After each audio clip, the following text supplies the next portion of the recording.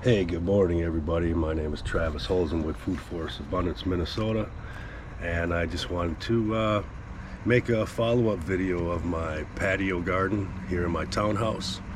And it's been a few weeks since I've updated with the video, so I wanted to make one and just show you how it's coming along.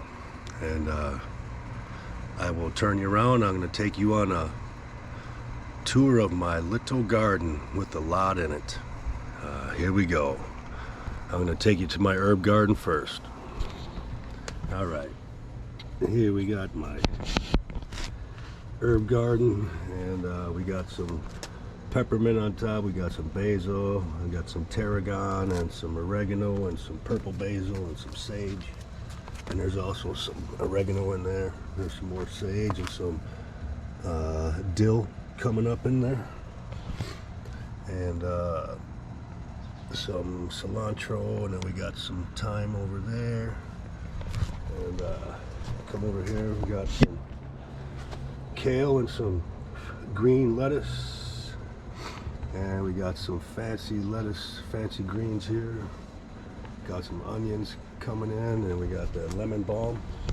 I just chopped that way down and it's coming back already. I made some tea with this. Dehydrated the leaves. Actually, I trimmed all of these and put it all in a tea, and it was awesome. Felt great after drinking it too. And then here's all my zucchini plants. As you can see, there's a zucchini coming in right there, and these ones are starting to get there. I expect within a week to see something on there. The moringa's sprouting, some new growth from these cuttings. My banana trees are, well, this one might make it. These two are still iffy, but I'll show you a mama banana tree in a minute here. She looks beautiful.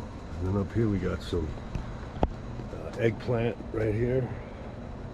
And then here we got some baby choy, and also got some beets in here. And I had a bunch of lettuce, but I harvested it all, and now it's getting crowded out by all this, and it's not getting any sun. So I'm going to be planting more, just to have a bunch of lettuce to make salads with. Got a bunch of lemongrass. I'm going to make a lot of tea with that. Got some carrots here. And this pepper tree has been producing fruit for about a month now. And here we got a bunch of shishito peppers I'm going to be harvesting in a few days. And then we got some, this one's cayenne pepper. Or no, that one's not. It's back here. See, you got the cayenne pepper right there. And this one here is going to be one of the bell peppers, I think. Or banana pepper, I'm not sure which. And then here we got some beans coming in, and we got some snow peas over here. We got some ginger, second round of radishes. I got about 20 radishes last batch, but they weren't very big, probably because I'm growing them in a 3-gallon pot. Let me shut this phone off.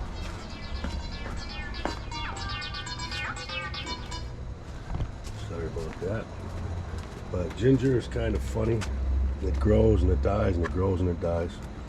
But it seems to be sticking around longer this time. There's a lemon tree and two lime trees that kind of died off. Got some lavender, some basil, and some Thai basil in here. And I've started some more greens in all these little pots, because greens don't take very long. And here we got a moringa tree who will be coming in this winter, but by the end of the summer I expect it to be about 2 to 3 feet tall, and it's starting to get brown in the trunk. And we got the lemon tree, and all the lemons I had on it, they shriveled up. I don't know if you can see that lemon. It used to be almost an inch, but it just shriveled up, and they're not ready to bear fruit yet. And I get strawberries off of these plants a few times a week. They grow pretty fast. We got a lime tree up there. The thing's just taking off. We got more peppers up here. They should be fruiting here pretty quick. Can't remember what pepper that is up here. I just had to wait and see. Then we got the potatoes going like crazy in here. There's regular potatoes and sweet potatoes in the same 10-gallon bag. I don't know what's going to happen with that. I'm just, whatever happens, happens. You know, and here we got cucumbers and melons. And these three. And it should start fruiting here pretty quick.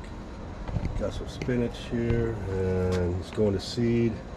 That's some arugula and some asparagus, and got some, I think that's chard or baby choy in there.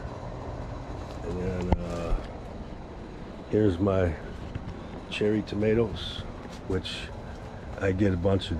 It's just a ton of them coming in. And then we got the black crim, which there's some getting pretty big, starting to fruit all over the place now. And my purple Cherokee doesn't seem to be doing so well. I had one here, but it's just dying off. And then the blackberry or blueberry trees are not doing the greatest. I mean, they get new growth, but they're I don't know, kind of disappointed in how they're growing. Same with this one here. And then we cut back all the dill, and then we got some parsley, some onions, we got some Swiss chard, we got some fennel, and then echinacea, I think that is, or purple coneflower. And that stuff, it's just starting to really take off again after we cut it back. And then my favorite one of the entire garden is my banana tree. And that thing is just, once I separated out those three, this thing really started to grow better. Still got two pups on the side here. Here's one, and here's another little one. Oh, I might have to take another one out. But yeah, they say to my buddy in Florida, I'm gonna turn you around here. My buddy in Florida, Dr. Ian Scott, he's the lead designer for Food Forest Abundance, and he grows banana trees a lot. And he said to have one mama and two pups, and then take the rest out. So that's what I'm doing, and if there's any more growing, I'll take them out. But that will be coming inside this winter with me, along with my lemon tree and my lime tree over here. And then I have a grow room downstairs. I think you've seen videos of that, but some of these will be coming in. And probably tomato plants and the pepper plants, because they're just going to keep fruiting over and over again. So they will come in be put downstairs in my grow room along with all the herbs, because they'll just continue to grow. But yeah, this is what you can do in a small space. The thing is literally this here. I'm gonna turn you around quick. Right here. That's from here to here. It's roughly about 6 feet. And then from the end of the shelf all the way here is almost 10 feet. And then I come out to here, which is 10 feet, and then I come up to the door, which is 9 feet. So if I stacked it better, I could get more food in here, but this is my first time container growing, and it's kind of, I don't know, see some things I can do better next year. And but next year I plan on being on a ton of acres where I can plant a huge food forest, and I will have that on camera from day one, from the time I get the land to the time the food forest and all the trees go in the grow. But anyway, but yeah, that's what you can do in a small space. And I live by myself, so this is enough for me just to be able to, I don't have to go to the grocery store for anything, or hardly anything. And like for fruits and vegetables, I get a lot of peppers, a lot of tomatoes, strawberries, and I'm waiting for all the other bigger stuff to come in, the eggplant and all that stuff. But yeah, I mean, it's saving me money. And like the saying on the back of this Food Forest Abundance Minnesota shirt, it says growing your own food is like printing your own money. And there's no more truth than that. It is literally like printing your own money. This is an asset right here. I'm using this space as an asset to be a food producing space. And anybody can do this. But I won't keep you anymore. I'm going to make another video on my lower level where I have my bucket system with the I think 4 different kinds of peppers growing in there and some eggplant and stuff like that. And the peppers are doing amazing. I harvest a ton of them. But yeah, stay tuned. I'll be back with another update here pretty soon. And also, as you know, Food Forest Abundance designs and installs food forests and edible landscapes, and we turn your lawn into an amazing, self-sufficient, food-producing space.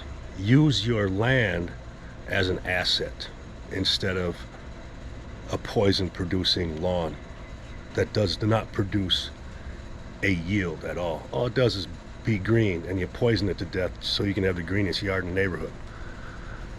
But no poisons, grow food.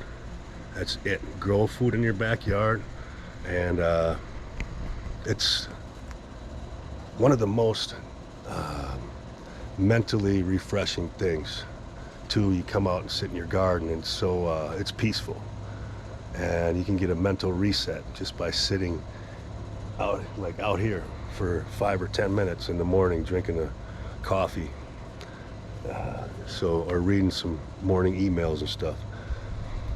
But yeah, so contact me, Travis, at foodforestabundance.com, and we can design your backyard, the backyard of your dreams, and have the most amazing food producing space. And it's time to grow food, my friends. Grow food, not lawns. Have an amazing day, and I will talk to you soon.